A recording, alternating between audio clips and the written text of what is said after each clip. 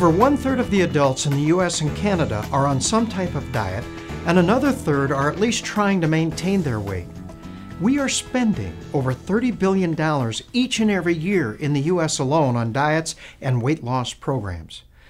So what are we getting for our time, our money, and effort when it comes to diets and weight loss programs? Well, the medical literature is very clear in the fact that even if anyone is able to lose weight on a diet, that 2/3 gain this weight back within just 1 year.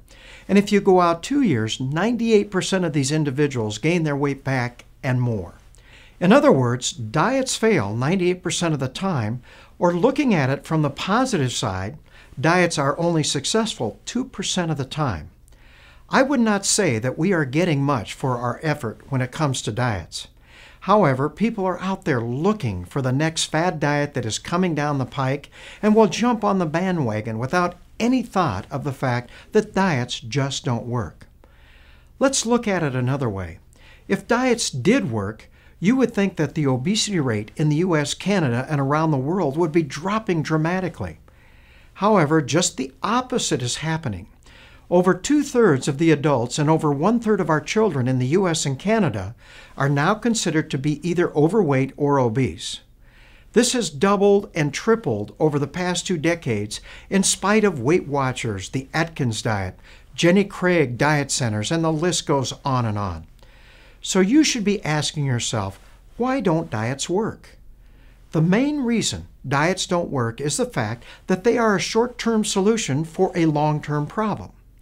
Now, when a patient comes into my office and says, "Dr. Strand, I'm going to be going on such and such a diet." Now, I really don't care which diet they are going on.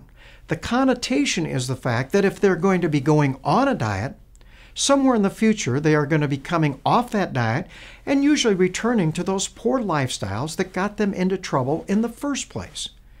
The other reason diets don't work is the fact that they are not healthy. They will cut out most of the fat, or they'll cut out all the carbohydrate in an attempt to achieve weight loss.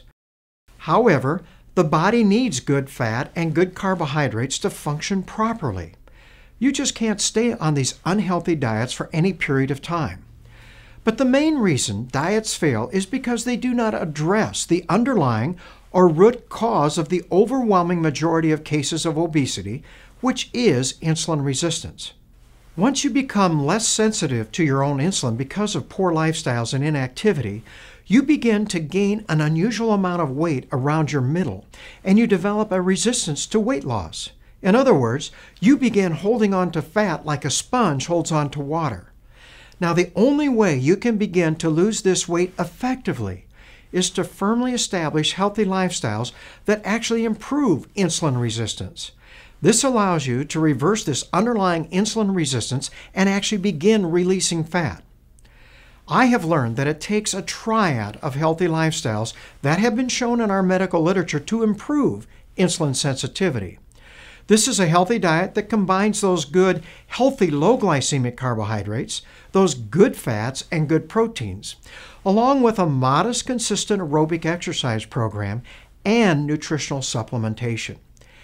Each of these lifestyles improves insulin sensitivity from a different mechanism. And when you combine these together, it gives you the best chance of improving insulin sensitivity enough to allow you to actually tip back into a normal metabolic state and establish your healthy weight permanently.